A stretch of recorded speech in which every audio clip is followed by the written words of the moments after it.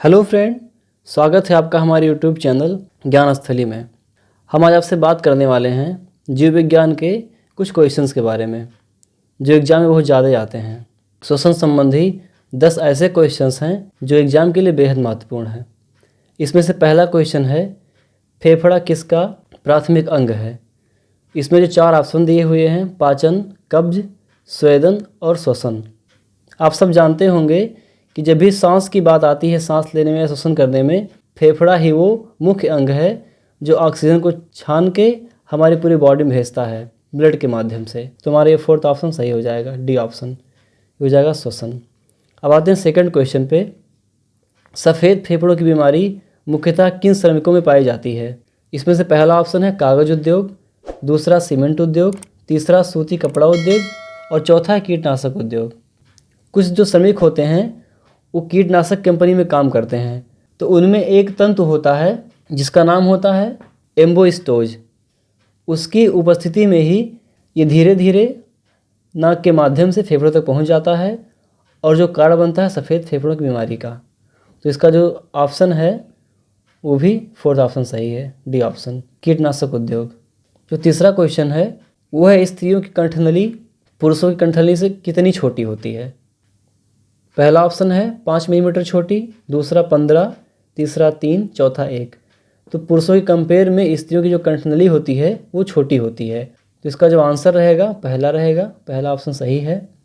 अब आते हैं चौथे क्वेश्चन पे। ये है, नवजात शिशु की श्वसन दर कितनी होती है? इसमें जो ऑप्शन दिया हुआ है 32 बार प्रति मिनट, 26 बार प्रति मिनट, 18 बार प्रति मिनट, 15 बार प्रति मिनट। जो शिशु होता है जैसे जैसे बड़ा होता है उसकी जो कैपेसिटी है, जो दर है श्वसन की, वो धीरे धीरे घटती जाती है। तो जब कोई छोटा बच्चा रहेगा उस टाइम उसकी जो श्वसन दर होती है वो 32 बार प्रति मिनट होती है। इसका जो आंसर रहेगा वो ए ऑप्शन रहेगा। अब हम बढ़ते हैं 5वें क्वेश्चन की तरफ। 5वां क्वेश्चन है, श्वसन कौन सी क्रिया है? इसमें से पहला ऑप्शन है ऑक्सीकरण क्रिया, दूसरा है अपचयन क्रिया, तीसरा है जल अपघटन क्रिया, चौथा है अमीनीकरण क्रिया। तो इसमें से पहला ऑप्शन ही हमारा सही होगा, ये है ए ऑप्शन ऑक्सीकरण क्रिया। हमारा 6वां क्वेश्चन है, सामान्य मानव शरीर का लगभग कितना भाग ऑक्सीजन तत्व से बना है?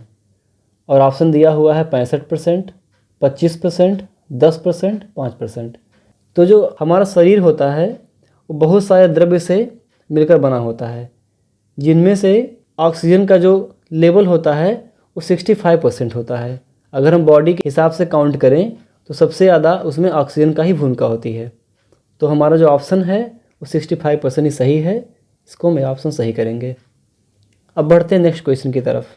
जो हमारा 7वां क्वेश्चन है वो है, तिलचट्टा जल में जीवित नहीं रह पाते क्योंकि इनका श्वसन अंग है।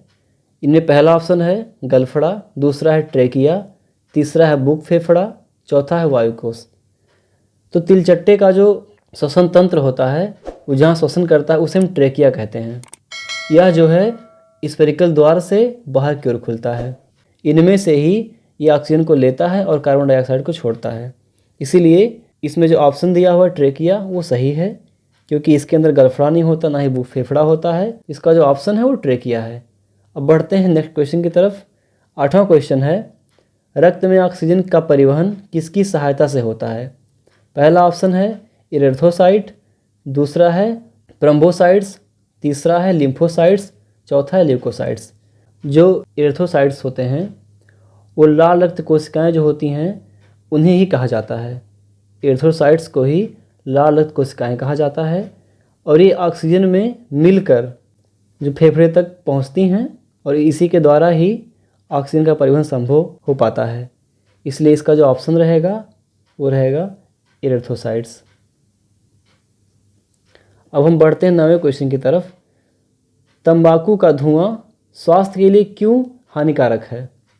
और इनमें जो पहला ऑप्शन दिया है वो है निकोटीन के कारण, दूसरा है कार्बन मोनोऑक्साइड के कारण, तीसरा है मेलाथिन के कारण, चौथा है पॉलीसाइक्लिक एरोमेटिक के कारण।